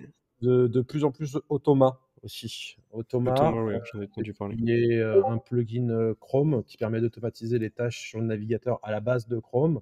Et l'avantage, c'est que bah, il est vachement pratique. C'est un peu le même design que les autres outils avec les modules, etc. L'avantage, c'est que c'est une extension Chrome. Donc en 2.2, quand tu veux automatiser un petit truc, tu as juste à cliquer, à lancer ton scénario et c'est fini. Tu vois, tu n'as pas besoin de lancer Zeno qui peut mettre du temps à se lancer, qui s'installe que sur une machine Windows, etc. Ça dépend des tâches. Si tu veux, Zeno, c'est vraiment le bazooka, quoi, le tank. Tu arrives, Ouais. et le plus embêtant, des fois, tu as même pas envie de le lancer juste parce que tu sais que bah, il est très lourd, quoi. Et puis de temps en temps, même, il peut planter et c'est chiant parce que tu peux pas relancer l'application de façon automatique, etc. Et des fois, pour les deux, trois petites automatisations, je sais pas moi, on peut imaginer des automatisations pour faire des likes automatiques sur LinkedIn. Alors là, j'ai fait une automatisation je suis en train de voir pour générer des images de type un peu manga, etc. Et en fait, les logiciels en ligne, si tu veux faire des images de très grande qualité, tu dois beaucoup faire d'aller-retour entre les steps, les différents réglages, récupérer la dernière version, faire peut-être, si tu veux, des images avec différents styles, avec par exemple, si tu veux lancer des personnages de manga avec des différents vêtements, il faut que tu changes à chaque fois, tu changes les prompts, etc. Et pour la génération d'images, j'ai fait un template Automa qui automatise un logiciel de génération en ligne avant de s'emmerder avec les API, etc., même si l'API existe. Donc, tu vois, il y a plein de petites tâches comme ça que tu peux automatiser ou faisant des filtres. Voilà. À partir du moment où c'est quelque chose qui est sur le navigateur et qui n'est pas trop compliqué, où c'est quelques petits clics, etc., Automa, il me sert encore pas mal. Voilà. Et pour les gros trucs où voilà, il n'y a que Zeno et aujourd'hui, il n'y a rien de plus puissant que Zeno. Voilà. Et après, pour tout ce qui est automatisation, qui peuvent faire voilà, des trucs avec les API, du LinkedIn, du mail, voilà, les autres fonctionnent, mais tu es limité par rapport à les API ou tu es limité en technologie ou ce que tu peux faire, quoi. Ok. Si on parle 100% SEO, Ouais. est-ce que tu aurais un tips SEO sous-côté, comme on dit, pour l'année qui va arriver, 2025? Un type Il y en a eu des sous-côté. sympas au SEO Summit cette année quand même. Moi, je pourrais t'en donner un du SEO Summit que j'ai bien kiffé, perso. Vas-y, dis. Alors moi, j'ai bien aimé... Alors, je vais pas te donner un type Black Hat que Alan Kladix a sorti, parce que franchement, je l'ai trouvé vraiment ouf. Je sais Ouais. pas si tu l'as en tête, je sais pas si t'as vu la conférence d'Alan Kladix. Oui, bien sûr. Ouais, à un Ouais. moment, il a dit un truc, tu sais, comme ça, il a balancé. Je vais pas le dire parce que franchement, c'est possible que ça marche. Le negative SEO, pour moi, je pensais pas qu'on pouvait vraiment faire. Et là, il a sorti un truc. Ça m'a fait assez flipper. Et Ouais. sinon, en tips un peu white hat, mais un peu, on va dire, tu sais, pour les gens qui veulent s'amuser et faire de l'argent, pas trop capitalisé, mais tu sais, c'est le Google Discover, là, qui, de toute façon, on voit que ça marche bien. Et on a eu une dernière conf avec des process à la con, avec des milliers de sites dans toutes les langues où ça balance du contenu et juste t'as un titre putaclic, enfin Ouais. clickbait avec une actu, Ah, genre ouais. le plus beau village de France, et j'aime bien cet exemple, tu vois, est à côté de Marseille, tu vois. Et en effet, en mode solo et tout, tu peux faire beaucoup de trafic et donc pas mal d'argent, je pense, quand même. J'ai bien kiffé ce petit tips qui va peut-être pas durer longtemps. Google Discover, à un moment, ça va être comme tout, ça va sauter, je pense. Ok. Alors moi, je suis en train de réfléchir à un tips. Alors, je vais en donner deux. Deux que j'ai jamais donné. Après, bon, je peux pas tout donner parce qu'après mes associés regardent des vidéos, ils vont me taper sur les doigts. Mais bon, un tips qui était pour vous expliquer un peu le spirit qui marchait avant et qui ne marche plus, c'est par exemple sur Google Maps, tu pouvais automatiser les applications et envoyer automatiquement des messages. En fait, Google, tu sais, tu avais la possibilité sur les fiches Google Maps d'avoir des messageries, tu sais. Ouais, ouais. Et en fait, justement, avec Zenoposter, tu pouvais automatiser ça. Et l'avantage, c'est que tu pouvais contacter les gens. C'est encore plus puissant que les formulaires de contact parce qu'ils reçoivent la demande. Et tu pouvais le faire que si tu automatisais une application Android. Donc, c'est-à-dire qu'il y avait vraiment personne. Et en plus de ça, les gens étaient obligés de répondre parce que si tu ne répondais pas, Google t'envoyait de lui-même une notification par mail en te disant attention, quelqu'un vous avez un message, vous n'avez pas répondu, etc. Et dans la tête des gens, si tu réponds pas, tu sais, ça te baisse ta note sur Google Maps. Ouais, bah oui. Google n'aime pas trop, donc c'était le truc. Et puis là, ils l'ont désactivé il y a quelques mois, etc. Et on a fait un peu de. Voilà, on avait échangé avec Will Jack là-dessus. Donc voilà, pour ça j'en parle maintenant parce que ça fonctionne plus. Mais c'est le genre de petites astuces. Sinon, toujours sur Google Maps, il y a un truc. Des fois, il y en a, ils galèrent à faire valider des avis. Ouais. Si vous faites en fait, pour les faire valider de façon automatique, généralement sans que ce soit modéré, etc., vous faites la recherche d'une fiche, vous émulez un itinéraire, et le lendemain ou au bout de 48 heures, ça n'arrive pas tout le temps, mais dès que Google comprend que vous faites une recherche sur cette fiche, au bout d'un moment, sur l'application Google Maps uniquement, Google vous dit qu'avez-vous pensé de cette fiche. Ouais. Tu vois, tu l'as déjà. Et là, à partir du moment où c'est Google qui te propose de faire un commentaire, le commentaire que tu mets ne sera jamais supprimé automatiquement par Google, il reste. À partir du Ok. moment où c'est Google qui te propose de faire un commentaire, c'est bon. Alors que si tu vas dans la fiche et que tu demandes à des personnes d'aller poser l'avis, bah, des fois ça passe, mais des fois ça se publie et ça se supprime au bout de quelques jours. Donc voilà, c'est une petite astuce. Après, bon, je vais pas. Voilà, c'est vrai qu'on parle beaucoup de boost, etc. Mais il y en a beaucoup qui. Voilà, je vais pas étaler sur ça aujourd'hui. Pour le moment, c'est deux petites astuces comme ça. Ok. Très très cool. Euh, Est-ce que tu as un avis plus général sur le futur du SEO? On voit quand même, enfin, avec Antoine, tu vois, on est dans le SEO depuis quoi 4 ans à peu près, Antoine, je crois? Ouais, en gros, à notre compte, avant, on en faisait peut-être un peu en mode Ouais, c'est ça, mais BTS, mais en mode freelance et agence 4 ans, ouais, en mode service. c'est, ça reste plutôt carrément récent, tu vois, sur l'échelle globale du SEO. Mais j'ai Mm. quand même l'impression, même avec mon expérience assez récente, que il y a un switch qui se fait un peu en ce moment avec, tu sais, ce dont on parle, qui est un peu à la mode, type branding, signaux utilisateurs. En bref, Google qui voudrait mettre en avant plutôt des vraies marques et peut-être un peu jarter, bon, comme il a toujours voulu le faire, entre guillemets, mais les sites qui font du SEO pour faire du SEO, par des SEO, pour toucher des Ouais, pour des revenus SEO parfois. d'application, tu vois. Ouais, et du coup, je voudrais savoir, enfin, qu'est-ce que tu en penses toi? Est-ce que tu remarques aussi un switch récent avec l'antériorité que tu as? Qu'est-ce que tu penses au final du futur du SEO, quoi? Bah, le futur, moi, ce que je remarque, c'est que c'est des sites qui n'ont pas bougé de position depuis quelques années, bah, ils récupèrent beaucoup moins de trafic. Donc, le Mhm, SEO, bah, ça restera toujours, mais c'est clairement en perte de vitesse. mhm, On a beaucoup de clients locaux. Ce qu'on se rend compte, c'est que la majorité de leurs clients, même si on leur a fait du SEO sur leur site, la majorité viennent par Google Maps. Donc, du ok, coup, on s'est spécialisé également sur Google Maps. On a créé un nouveau service qui s'appelle MapDuo. Voilà, je n'ai pas encore communiqué, mais pour ceux qui veulent, ils tapent MapDuo sur Google. En gros, c'est un service vraiment spécialisé pour ranker sur les Google Maps, enfin, c'est tout un service d'optimisation des Google Maps, etc. Parce que bah, sur le local, maintenant, aujourd'hui, de plus en plus, les gens ne vont plus sur les sites internet et de plus en plus, ils vont regarder les avis sur les fiches Google Maps.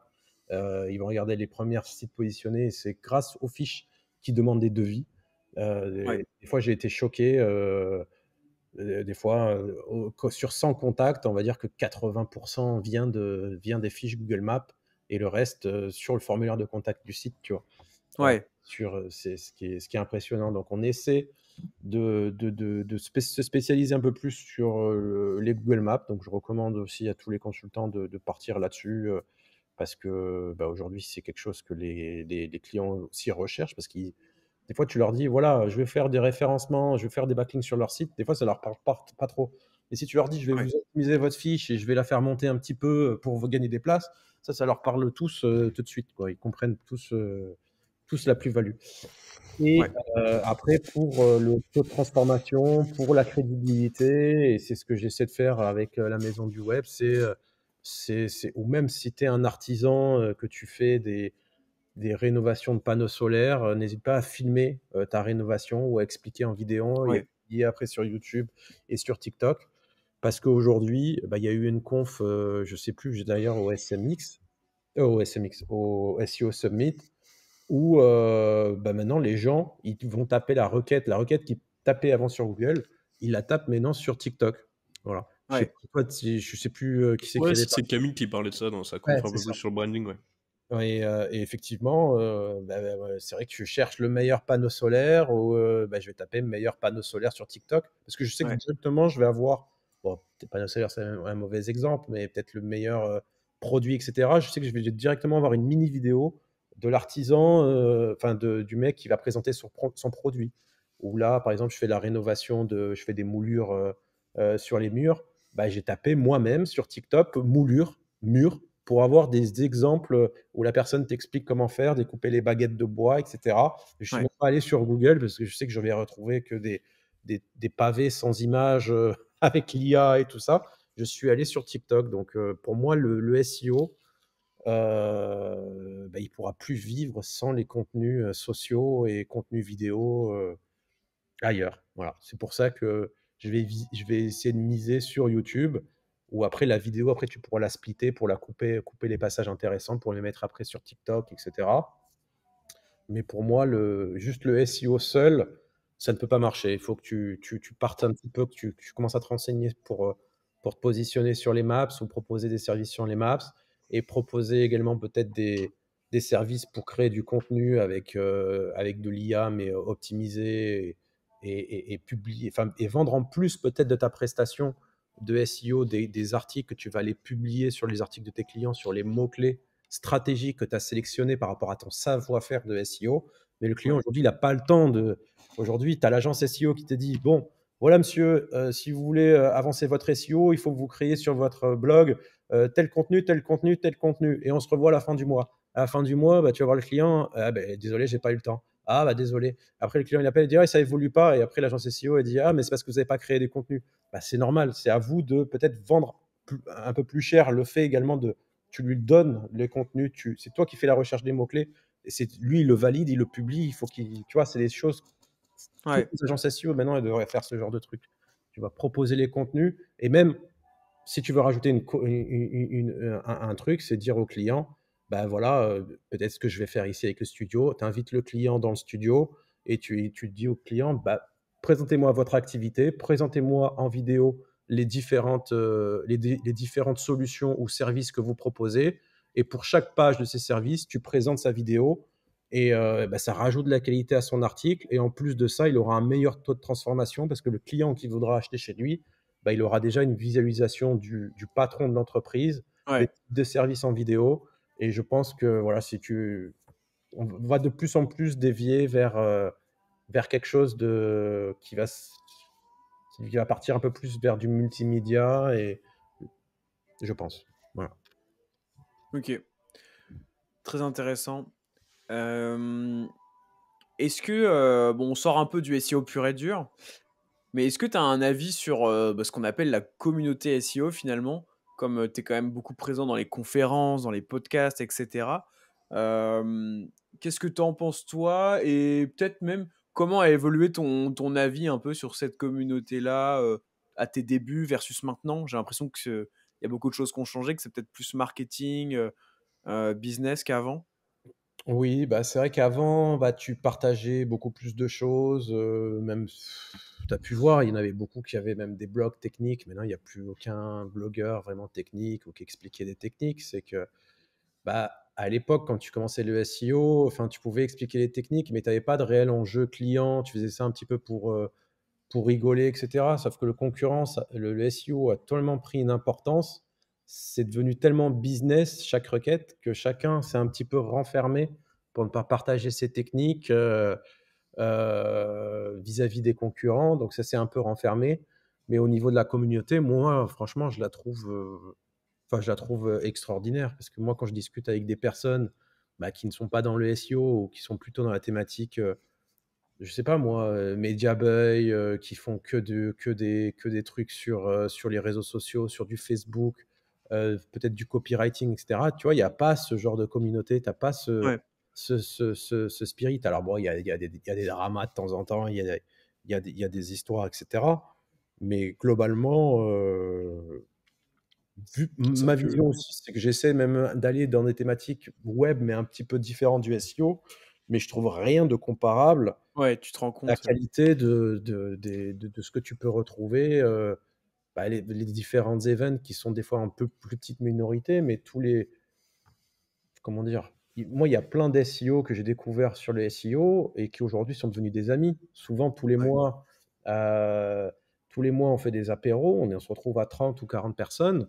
Bah, il y en a que j'ai invité, pour faire une raclette, enfin que voilà, c'est devenu des amis. C'est en plus de la passion du métier, et et puis voilà, moi même quand je discute avec d'autres personnes, souvent, bah, les amis qui se retrouvent, c'est des gens qui partagent un petit peu la même passion, puis là, c'est aussi l'avantage, c'est que enfin, les autres amis, des fois, tu parles de ton métier, tu leur parles un peu chinois, Ouais. tu vois? Limite, tu sais, j'ai vu une pub, genre à Noël, il s'est fait un t-shirt en disant: non, je ne répare pas les imprimantes, tu vois? Ah oui, ouais. Tu vois? Les gens, Excellent. ils pensent que tu travailles dans l'informatique et que, bah, dès que tu as un problème, tu vois, si tu leur parles de ce que tu fais, c'est du chinois et donc ça fait plaisir de pouvoir échanger avec des gens qui te comprennent et qui parlent le même langage que toi, quoi. Mmh. Donc non, moi, là, franchement, la communauté, je la trouve super et j'ai pas trouvé d'autres communautés, hem, de ce niveau. Voilà. Enfin, après bon, c'est peut-être que je me trompe, mais c'est le sentiment que j'ai. Alors, OK. c'est sûr que ça partage moins qu'avant, mais je veux dire, Mais c'est comparé peut-être à aussi parce que, simplement, avant, il y avait quand même plus de hacks, tu vois? oui, c'est Aujourd'hui, ça, maintenant, c'est même toi, c'est ce que tu dis, en gros, faut faire du branding, faut faire du bon contenu. Du coup, c'est on ça, va partager au bout d'un moment, des banalités, tu vois? Donc, après, c'est tu ça. me dis, il y a quand même pas mal de petits hacks, hein. C'est vrai, il y a quand même pas mal de choses marrantes, à se Oui, partager après malgré tout. tu as de moins en moins, c'est vrai que tu en as de moins en moins. OK. Mais voilà. Et bah, si ça te dit, on a quelques questions, internautes sur, Twitter. Ouais. Il y avait Antoine qui demandait, d'expliquer un peu ton concept de franchise avec See You Better, mais du coup, je pense que tu as déjà bien répondu à cette question-là. Ouais. On a une question de @SEO, onsite, qui demande un peu, il voudrait savoir, ce qui te rapporte le plus de business, entre, Alloscan, la vente de liens, les e-commerce. Enfin, j'imagine, en fait, il veut savoir un peu, ce qui te rapporte, entre tes différents projets. Alors je sais pas à quel niveau de précision avec quel niveau de précision tu veux répondre ou ne pas répondre. D'accord. Non, voilà, c'est vrai que je j'ai jamais partagé aucun revenu, des outils, des SaaS et cetera. Déjà parce que je suis pas tout seul, j'ai toujours un associé et que, Mmh. il serait pas forcément d'accord que je partage les chiffres. Ouais. Mais c'est vrai que pour l'ensemble, j'ai pas à me plaindre. Ça fait autant de chiffre d'affaires que des gros influenceurs qui te partagent sur la bio de Twitter, tu vois? Ça, X dizaines de milliers d'euros, dizaines de milliers Ouais, d'euros. d'accord, ouais. Heu, Pourtant, je suis pas du tout connu là-dedans, j'ai jamais partagé là-dedans, mais je suis enfin, on est quasiment au même niveau que les plus gros influenceurs qui sont connus, dans le milieu, quoi. OK. Après, c'est très variable en fonction, on va dire que le plus stable et le plus sécure, c'est quand même les clients, même si je pense que c'est un indispensable si tu veux être sécure quand même. C'est pas toujours évident de faire cette relation de consulting avec les clients, mais c'est quand même le plus stable et c'est ce qui permet vraiment d'avoir des des des choses récurrentes. Je dirais que c'est ce qui rapporte le plus, aujourd'hui. Voilà. Hem, Donc voilà. Non, mais voilà, je partage pas les chiffres parce que ça sert à rien et puis, bah, la majorité du chiffre d'affaires, il est réinvesti dans d'autres trucs, dans des investissements immobiliers, dans des voilà, ça veut rien dire si je sors des chiffres comme ça, ouais, rien dire. OK. On avait, d'autres questions donc de Bison, SEO que je salue au passage. Il demande donc, 1: «Est-ce que l'avenir des contenus en ligne passe par des articles IA relus par des humains?» Bon, enfin, déjà, tu peux répondre peut-être à cette question-là parce que sinon, je vais pas te bombarder avec les 3. J'ai pas bien compris. Si l'avenir, c'est de relire les articles par des humains? Ouais, c'est ça. Est-ce que en gros, l'avenir des contenus en ligne, ce sera article IA relus par des humains, quoi? C'est la question qu'il pose. C'est un peu triste à dire, mais aujourd'hui, dans la majorité de ce que les gens font, même les journaux, les plus gros journaux, Le Monde, Figaro, enfin les plus gros noms, ils utilisent tous l'IA pour, Ouais, s'aider, soit pour le plan, soit pour le correctif, à la fin des fautes d'orthographe, des fautes de liaison, les fautes de grammaire. ouais, Et puis tu le vois aussi, bah, sur Discover, hein, ils font tous du Discover et Discover, c'est quoi? On l'a encore dit, bah, Ninja Linker l'a dit et on le dit à toutes les conférences, Paul Sanchez et cetera le disent. C'est que et puis Clément Pessot aussi, c'est que c'est souvent du copier-coller et tu copies dans d'autres pays, tu le mets en français, tu copies un article français, tu le dis autrement. C'est souvent de la redite et de la redite et de la redite et il y a plus de contenus vraiment originaux, ça c'est Puis même, maintenant, même quand je prends un bouquin ou quand je lis un truc, dans ma tête, je me dis, tu vois, est-ce que le mec, il a vraiment écrit ça ou est-ce que c'est de l'IA? Et tu vois, tu sens qu'il y a plus de. C'est bizarre. C'est pour ça que maintenant, de plus en plus, la vidéo, quoi. Donc, Ouais. je pense que malheureusement, même s'il y en a qui veulent pas l'avouer, ça va être ça, en fait. Ça va Hmm. être IA, relecture, pour vérifier qu'on dit pas de conneries. Mais voilà. Et entre parenthèses, Google n'est pas contre l'IA, ils l'ont communiqué, c'est écrit noir sur blanc sur leur site. Tant que ce qui est écrit répond à l'intention de l'utilisateur, que tu dises pas de bêtises, donc c'est pour ça qu'il faut relire, il n'y a aucun souci pour Google. Si l'utilisateur qui vient sur ton site, il trouve l'information, que c'est fait par l'IA ou pas, Hmm. c'est bon. Ok. Deuxième question qui te pose, est-ce que les SEO doivent basculer de plus en plus vers le SIA? Ouais, je pense, hein. C'est SIA. Moi, je suis nul là-dedans, hein. Mais SEO, non. SIA, je pense pas. Je pense plus la création de contenu dans le but d'améliorer ton SEO. Moi, Hmm. je pense que je m'arrêterai là dans le développement. Alors, le SIA, peut-être que je me mettrai dessus et je me trouverai peut-être une nouvelle vocation quand je déciderai de faire peut-être un peu plus de visibilité sur les outils et que j'essaierai de performer au maximum. Mais a priori, de ce que j'ai pu comprendre, tu n'as pas trop de hacks. Voilà, maintenant, avec les algos tu as juste à choisir ton audience et avec le pixel de tracking, le retargeting, etc., la machine le fait d'elle-même. Après, bon, effectivement, il y a la création de contenu, mais on revient toujours au contenu et aux vidéos. Hmm. Donc, j'ai pas, ouais, je suis vraiment pas le spécialiste là-dedans pour donner des conseils. Moi, je vais essayer d'y aller, mais en tout cas, en priorité, je ferai des contenus vidéo qui servent de Ok. base après pour tout, quoi. Ok. Et sa dernière question, c'est il voudrait avoir ton avis sur l'avenir de la vente de liens. Je pense que ça va être de plus en plus compliqué parce que, bah, il y en a de plus en plus qui font des formations, bah, dans la vente de liens, donc les wizards. Donc c'est des formations où j'ai beaucoup de retours positifs. Il y a toi qui fais également qui explique tout ça en vidéo, d'ailleurs en sponsor, il y a une plateforme de vente de liens. Mhm. Heu, voilà, il y en a de plus en plus qui créent des contenus, qui créent des formations. Forcément, bah, ceux qui achètent les formations se mettent dans le marché. Du coup, ça crée de plus en plus de sites. Plus maintenant l'IA qui permet de créer du coup des sites beaucoup plus rapidement et beaucoup plus facilement. Ouais, c'est vrai. Et ça va être assez saturé dans le sens où quand maintenant on voit que les liens, bah, il y a également besoin de contenu en plus de ça, donc peut-être que le budget va être maintenant divisé par deux, une partie peut-être lien et peut-être une partie création de contenu. Et, et je pense que ouais, les formations c'est très bien, mais du coup ça forme indirectement des nouveaux concurrents. Donc pour moi ça va être de plus en plus difficile. Et pour en avoir parlé avec différentes personnes, bah, globalement, chez à peu près tout le monde, sauf une ou deux exceptions, c'est en chute dans la vente d'articles et la vente de liens, quoi.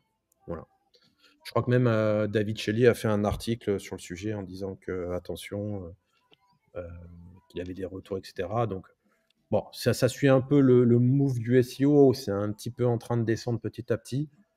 Mais après, bon, c'est comme tout. C'est pas parce que ça te descend que derrière, tu peux pas te démarquer, de créer ta Mhm. marque, ton personal branding comme vous faites, et de sortir une plus-value par rapport aux autres concurrents. Donc, le marché reste quand même assez gros.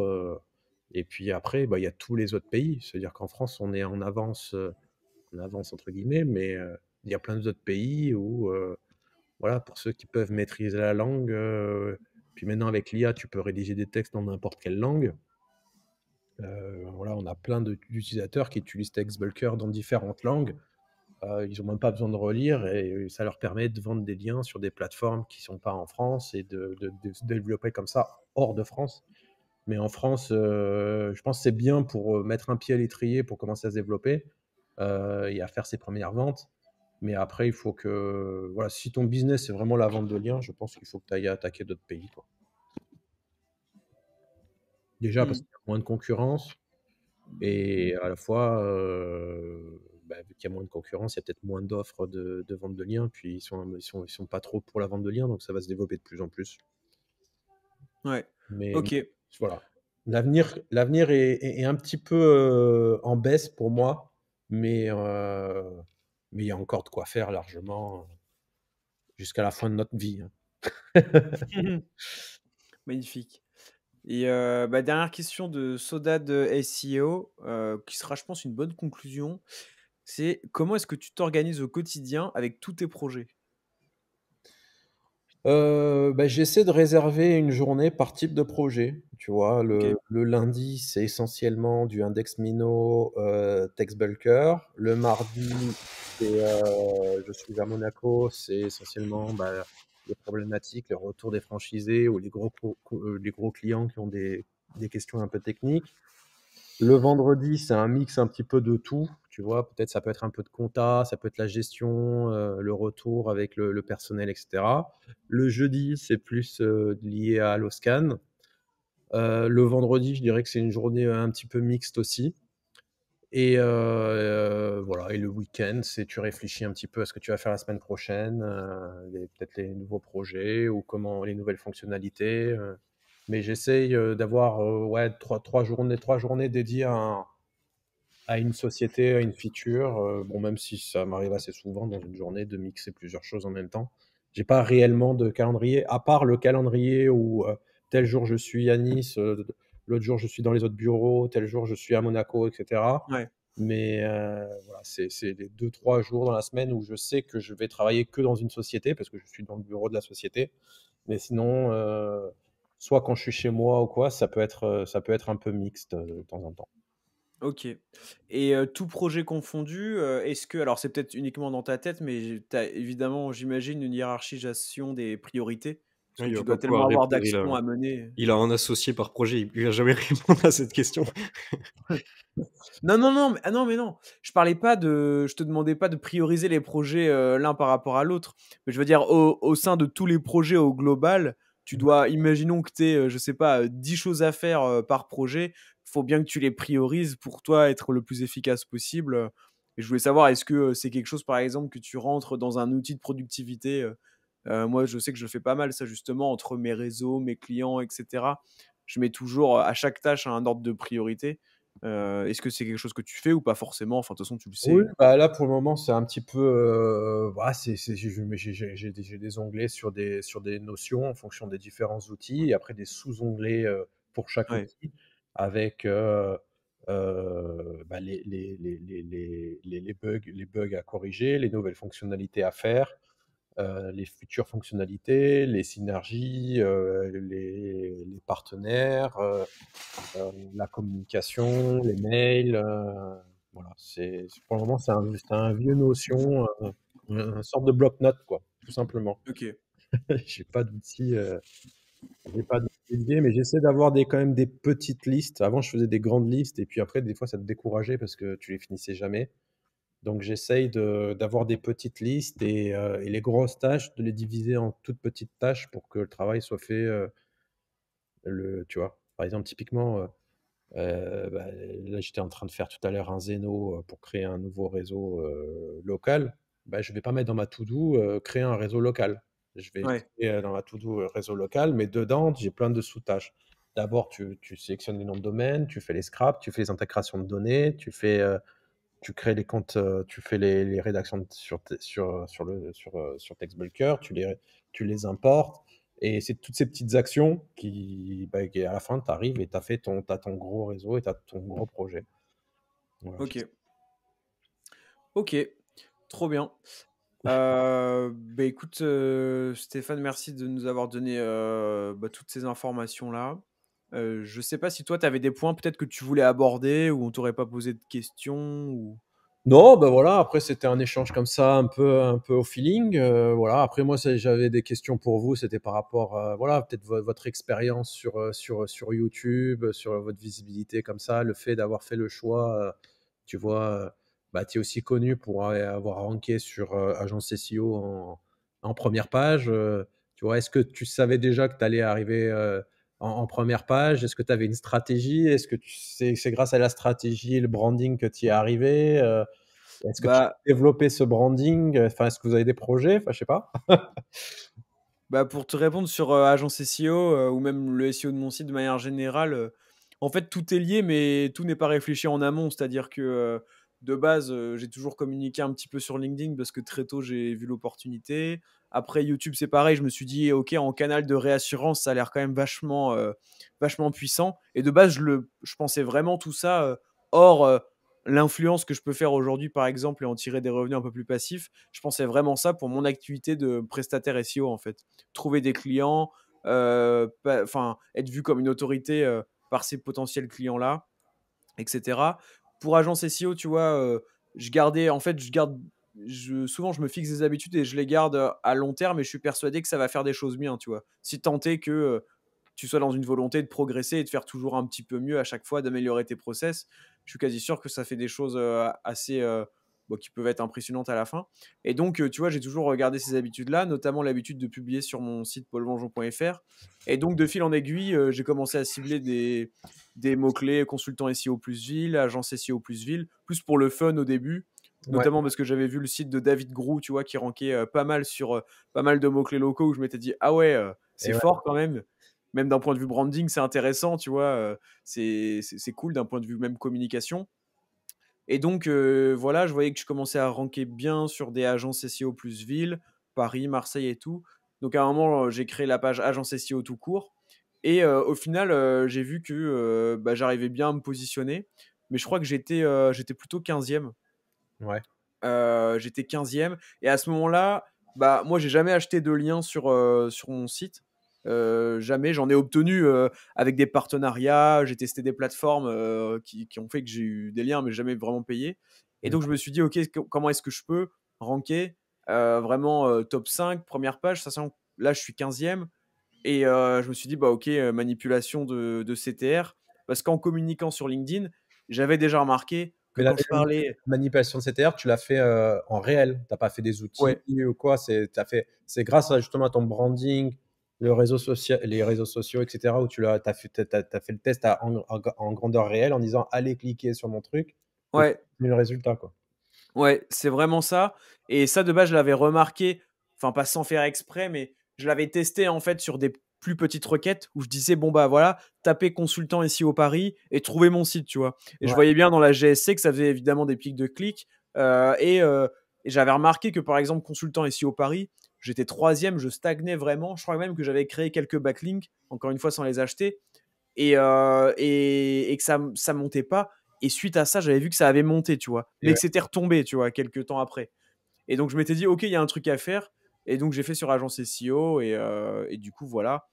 Et Mais là, du coup, ouais, tu restes sur agence SEO parce que du coup, c'est justement le truc. Bah, c'est un peu le même principe que le boost. C'est que des fois, bah, tu as l'action, ça monte et après ça descend. C'est comme un passage télévisé. ouais, Souvent, les marques qui passent sur Capital, bon, souvent ils sont down, mais tu regardes quand tu regardes les trucs qui montent sur leur position et qui descendent. Mais du coup, bah, toi, tu l'as fait plusieurs fois et après, Google, bah, il a compris que, tu vois, en le faisant plusieurs fois, il était resté. Enfin, là, tu restes en tout cas.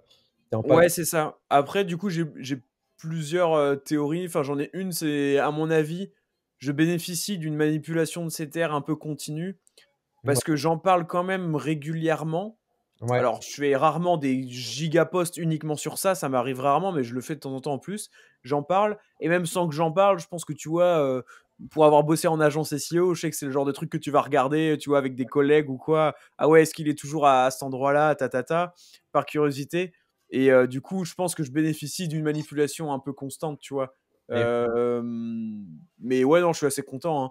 Globalement, en fait, je crois que globalement, je suis dans le top 5, tu vois, sur le long terme. ah ouais, je suis en train de regarder. Ouais, t'es en top 5. Ouais, nickel, hein. Bah, allez, je clique sur toi. Ouais, ça fait un petit. Excellent. Top 3. Merci Stéphane. Non, mais voilà, et puis après, pour te répondre de manière plus globale, moi je suis vraiment en ce moment, je me dis, je veux faire un peu le max tout seul. continuer les réseaux parce que la visibilité, c'est jamais mauvais. Bon, sauf si tu le fais vraiment mal. Ouais. Et que ça me permettra toujours de créer un petit peu des revenus détachés de mon temps, tu vois, un peu plus que la presta. Continuer la presta parce que j'aime le faire, que ça me permet de garder les mains dans le cambouis et que vraiment j'ai des bons résultats avec mes clients et que je kiffe vraiment bien. Et puis voilà, après peut-être plus tard faire des choses un peu plus sérieuses. J'en sais rien, type SaaS, type agence ou quoi. Mais pour l'instant, je suis vraiment plus à continuer ce que je fais, le faire mieux, le faire longtemps. Et en fait, j'aime vraiment bien ma routine de vie, tu vois. Donc, Comme ça, ouais. Parce qu'essentiellement, là, actuellement, en Presta, tu fais de la Presta client. Tu es consultant. ouais, c'est ça. Ouais, vraiment, en gros, je m'occupe de peut-être 4-5 sites par mois, tu vois.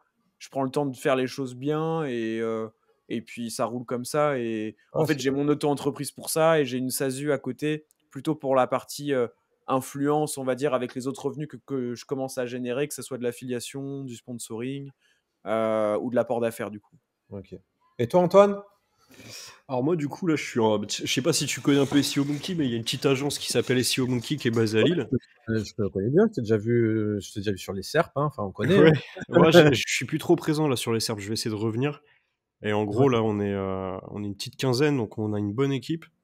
J'ai fait un peu l'inverse de toi, tu vois, j'ai fait une grosse équipe pour pas beaucoup de chiffre d'affaires, alors que toi, tu as fait une petite équipe avec gros chiffre d'affaires. Mais c'est aussi dans une vision long terme, tu vois, c'est que au moins ça se rôde, tu vois, il y a des responsables et tout, maintenant ça commence à être sympa.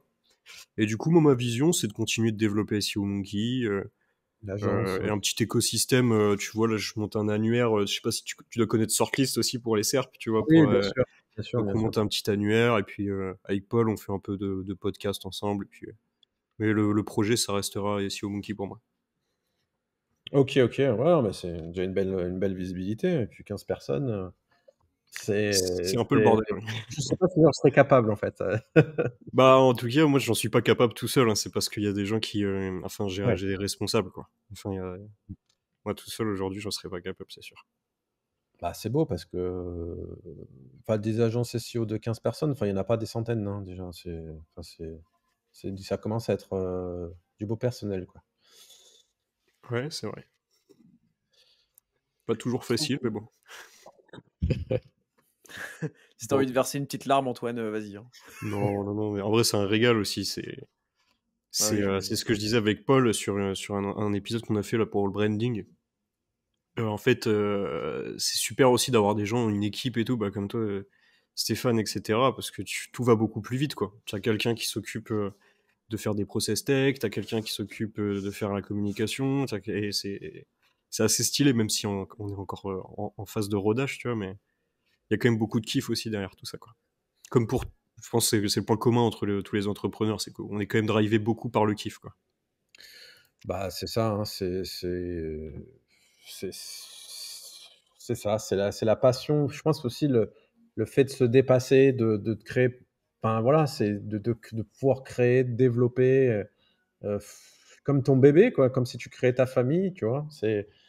Et puis voilà, bon après, il y a du positif, il y a du négatif, mais en tout cas, ce qui est sûr, c'est que si c'était à refaire, bah, je referais la même chose, quoi. Sur tout ce que j'ai fait, puis même, même s'il y a tout qui coule ou quoi, tu vois? Dans le mé la me j'essaierai si possible de toujours rester entrepreneur, même à vendre des petits pains au chocolat, à faire, aller dans la rue ou enfin je sais pas. Mais j'essaierai si possible de plus retourner salarié pour avoir cette liberté d'esprit de faire un petit peu et de tester, Ouais. ce que tu peux faire, ce que tu peux faire, quoi. Voilà. Bah, ça donne, je pense que tu as bien résumé. Je trouve que peu importe l'activité, à mon avis, ça donne vraiment enfin après, c'est peut-être une question de personnalité, hein, je dis pas pour 100 des gens, mais moi perso, faire mon truc, ça donne énormément de sens à mes journées, en fait. Ouais, Juste de faire mon truc, en fait. mmh, c'est sûr. Ah, après, j'espère et je pense que beaucoup de salariés kiffent et aussi autant que nous, quoi. C'est juste on a des personnalités qui sont un peu plus comme ça, je pense, de base, quoi. Je pense que Ah oui? Stéphane aussi, tu as été entrepreneur depuis le début, toi. Enfin, tu as Oui, dit que tu été un peu salarié CDI, mais tu bidouillais à côté, tu avais oui, c'est déjà, ça, tu vois, mes c'est juste activités ça, quoi. ouais, c'est ça. Il y en a Et qui on trouve le plaisir là-dedans, t'en as qui. en fait, dès que j'ai fini l'école, donc moi j'ai fait un MIAGE, master 5, en gros tu touches à tout et tu touches à rien. C'est-à-dire que tu as une vision un peu de l'entreprise de façon globale, tu sais un petit peu développer, tu sais un peu faire de compta, tu sais un peu faire de la gestion de projet, mais tu sais rien C'est bien faire à ça. fond. Mais tu as une vision comme ça d'ensemble du truc. Ouais. Et bon, quand je suis sorti, bah, j'avais des bonnes positions. C'est à l'époque où j'étais au top sur les mutuelles. Et du jour au lendemain, bah, je me suis retrouvé avec rien. Et bon, après, j'avais quand même un petit peu des minimums de trucs, etc.